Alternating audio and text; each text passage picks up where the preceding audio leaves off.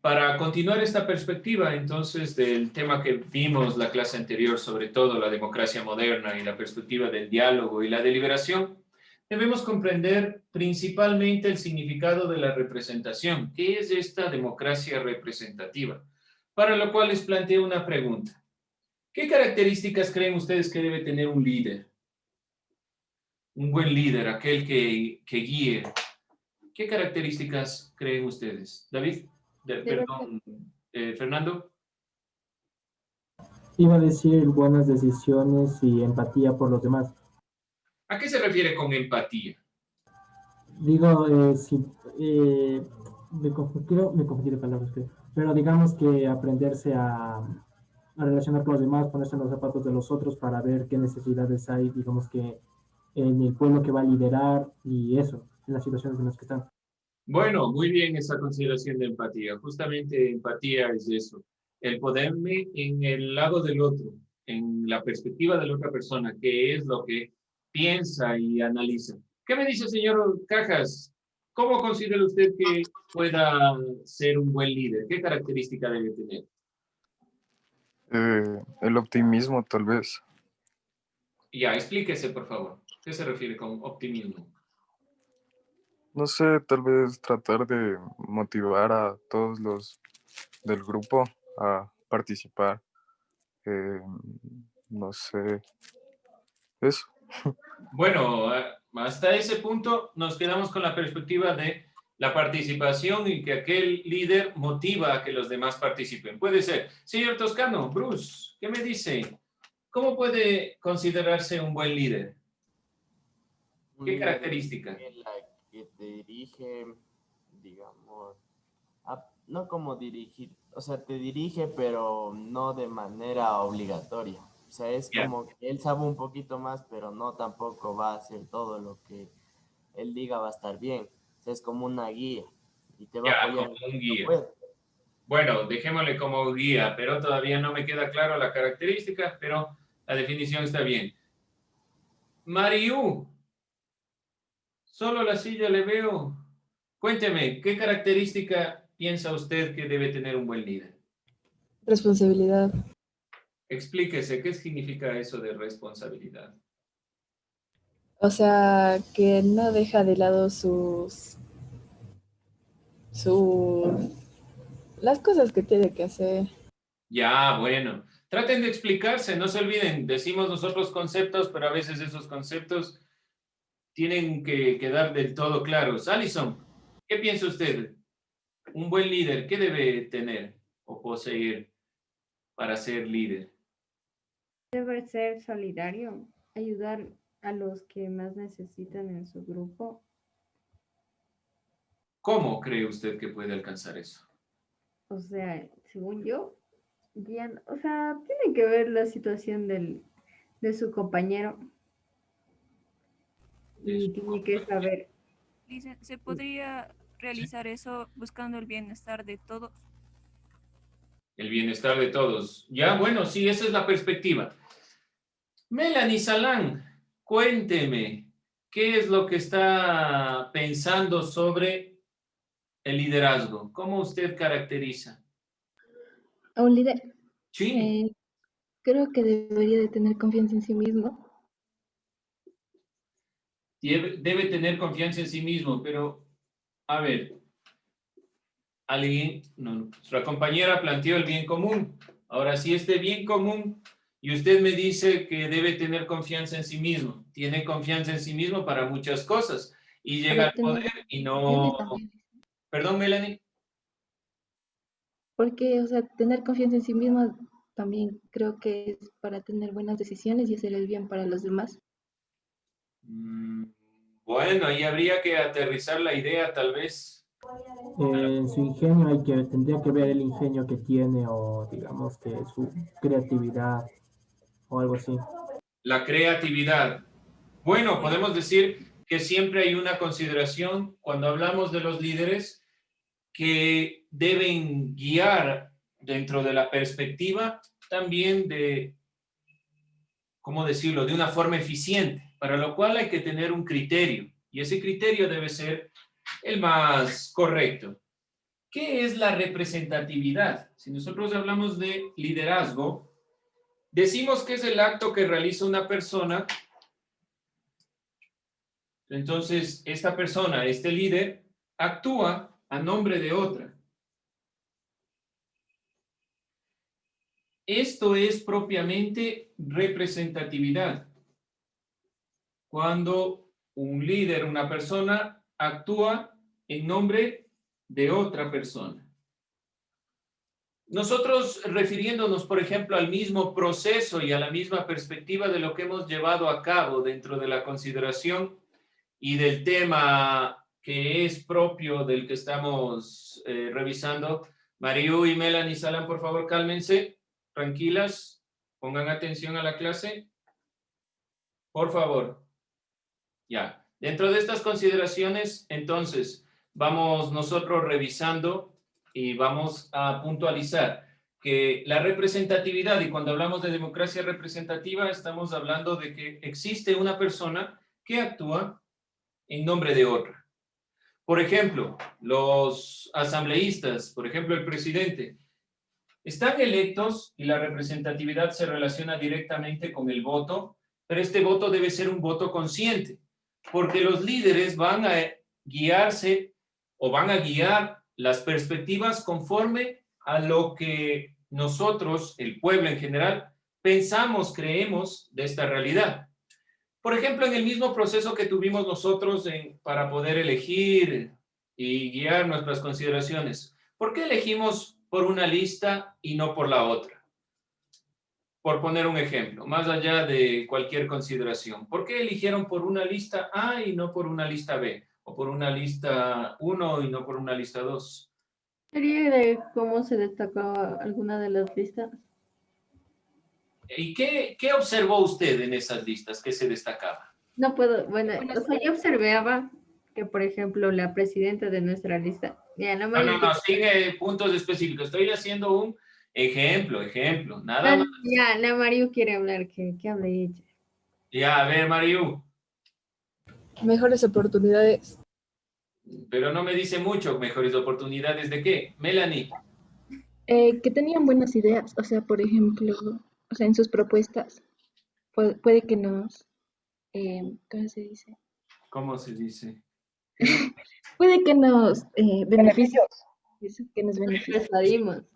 ¿Que le beneficie a usted o a todos sus compañeros? Usted pensó, dijo, bueno, me beneficia a mí. Benefician. Bueno, ¿quién más? Shirley. Yo la verdad vi como para mi bienestar y también vi que tenía más propuestas que la otra. Bueno, eso es ser sincero. Yo dije, me beneficia a mí. Entonces yo voté por esa persona. Ya, Fernando. Iba a decir que también por cómo se desenvolvieron al decir sus ideas, porque sus propuestas, porque una lista se le veía como más segura a comparación de la otra, que se le veía como que más tartamudeaban, que esa inseguridad, que digamos que si nos basamos en una realidad, un líder que es con esa inseguridad no puede expresarse bien, no es muy buen, no beneficia mucho al pueblo al que va a representar. Bueno, entonces usted lo que analiza es la perspectiva. Ahora, pongamos un caso. Se presenta un candidato a presidente de la República. Habla muy bonito, muy lindo, pero no dice nada. Pero habla lindo y usted se convence. Llega al poder y dice, bueno, aquí se acabó, hasta ahí llegamos, no existe representatividad. ¿Por qué? Porque tal vez de fondo, tal vez no había muchas ideas.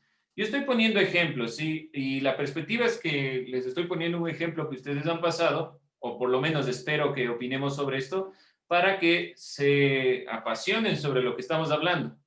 No es el objetivo pelear ni nada por el estilo, porque la democracia representativa en general, la perspectiva es que aquellos que nos van a representar sean los que lleven la voz del pueblo, los que lleven las opiniones y las perspectivas propias de lo que queremos todos.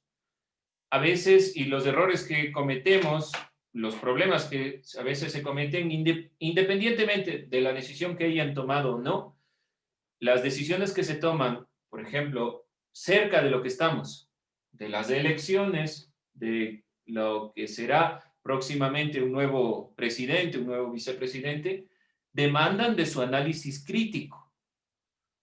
Y hay muchos elementos que tal vez no tomamos en cuenta, pero por lo general, a ver, un candidato a presidente me dice, le voy a regalar lo siguiente y yo estoy contento.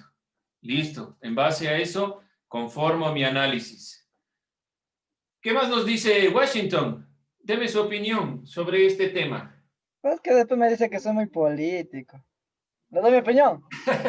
Sí, pero trate de ser un poco, ¿cómo decirlo? No tan puntual, hablando en general. Ya, yo creo que un político, no sé, como que tienen labia, ¿me entienden? Tienen labia, pero no tienen lo de acá arriba. Porque si tuvieran conocimiento, no hubiera tantos, ¿cómo se diría? Tantas estupideces que dicen en las entrevistas y todo. Y no tuvieran personas que leen un papel para decirnos eso al pueblo. Así que si ellos tuvieran su mismo coeficiente, pudieran dar una palabra al pueblo y poder hacer eso que tanto dicen. Bueno, moviendo los calificativos, la perspectiva es que muchos de los candidatos a la presidencia, en cualquiera de los ámbitos, esperan que las personas se convenzan de lo que están diciendo. Entonces utilizan muchas palabras bonitas, rimbombantes, que llamen mucho la atención al público o le regalan cosas directamente. Pero ¿qué hace la consideración? Que detrás el proyecto no se establece. Y cuando nosotros estamos hablando de democracia representativa a través del voto, estamos diciendo directamente que esa persona está hablando a nombre nuestro. Las cosas que realicen van a ser como que les estamos realizando nosotros. Por lo tanto, es menester que ustedes sean críticos frente a esto, que den una opinión que dé soluciones y que genere perspectivas. ¿Alguien más otra idea, otra perspectiva? Shirley. También sería bueno que tengan una buena intuición más que el conocimiento, ¿verdad? ¿Me explico? ¿A qué se refiere con intuición? O sea, lo que yo pude entender es que, o sea, que pueda resolver los problemas. Y eso. Ya, bueno, diría más... Fernando, sigue. Sí, también voy a decir otra idea, pero como argumentando la que iba a decir anterior. Con respecto a lo que también dijo Washington, porque me ayuda, digamos, que a pensar un poco más. Porque él dice, claro, hay políticos que tienen labia y convencen al pueblo, regalan cositas, que esto y el otro. Pero, como dijo, hay que ver también qué piensan, si es que tienen buenas ideas en la cabeza, no están, por decir, huecos, por no decir que son tontos, algo así.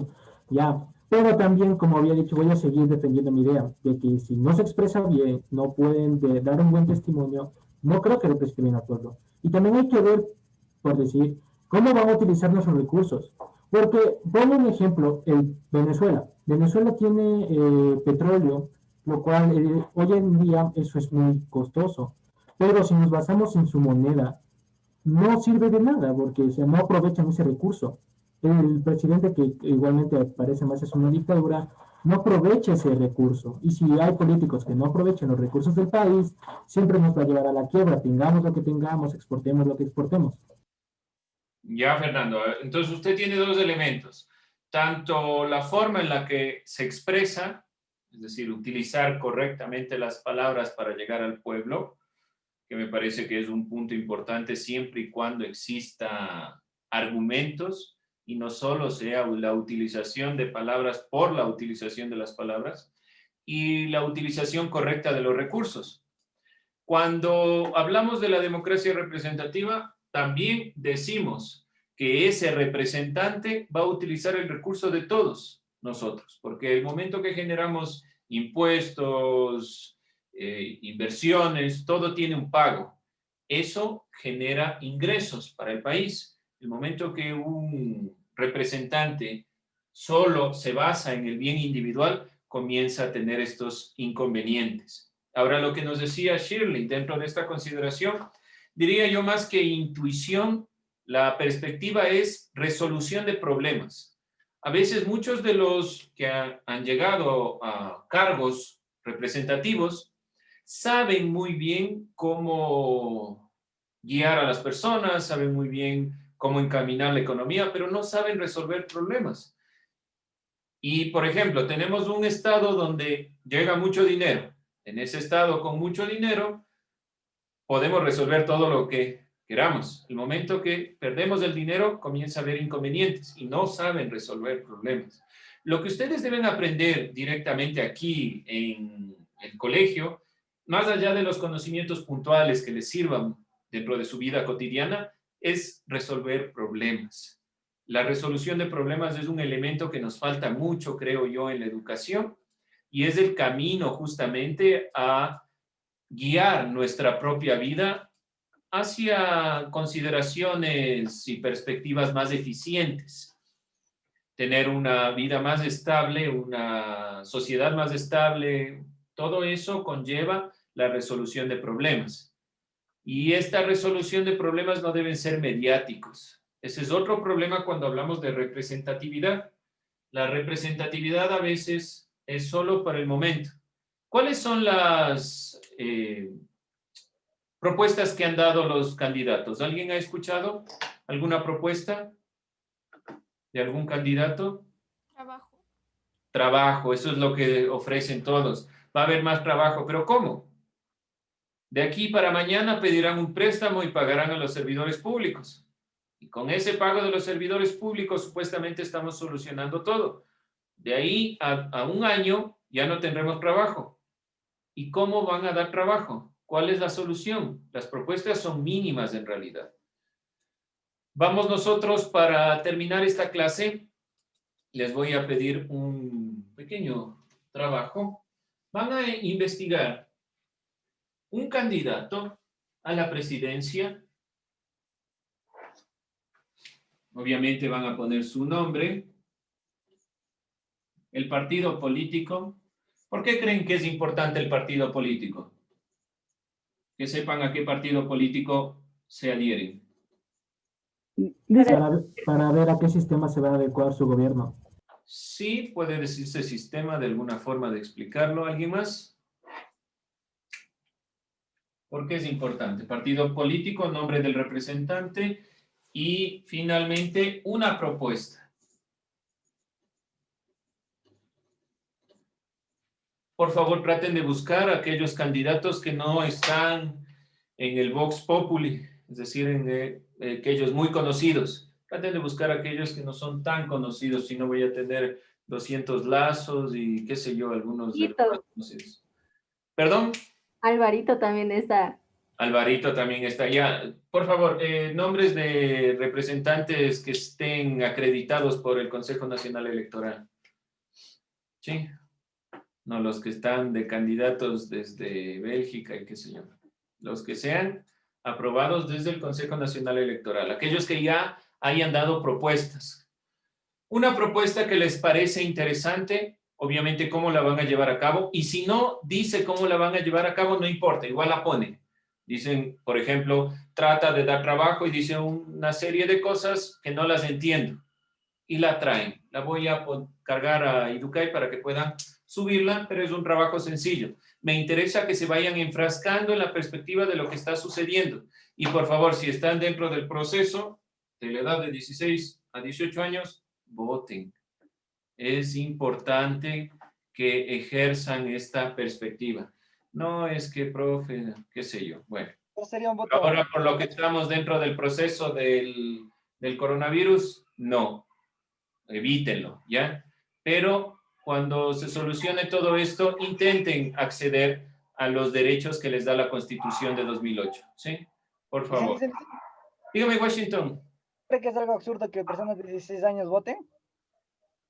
Bueno, es absurdo o no absurdo, usted puede hacerlo. Está en la Constitución, Es que trate de que sea. Se está llevando mal el voto, ya que personas de 16 años no saben ni qué personas están ahí. Ya, Pensemos- Pero. A ver, esperen un ratito. Por eso les estoy pidiendo esto. Para que se enfrasquen en la política. Tal vez no vayan a votar. Estamos en un proceso complejo. Pero hagan el ejercicio. A veces nosotros decimos, no, es que yo todavía soy muy joven, no sé ni qué quiero de la vida. No, a ver. Sean conscientes. reflexionen, traten de dar un criterio y voten. Lo vamos a hacer de una forma participativa aquí en clase, pero el objetivo es que cuando cumplan los 18 años, cuando ya tengan la posibilidad de votar, o mejor dicho, cuando sea obligatorio que vayan y voten, hagan este ejercicio. Vean a los representantes. ¿Qué dicen? Hay muchas cosas que no tienen sentido en sus propuestas o que tienen mucho sentido, pero no se sabe cómo se van a llevar a cabo. Entonces, ese es el ejercicio de la clase. Ese es el objetivo. Yo sé, ¿no? En este momento no es la discusión si pueden o si es correcto que voten o no. No es esa la discusión. En este momento es justamente que pueden hacerlo, entonces tienen que ser conscientes para poder hacerlo. Con eso terminamos la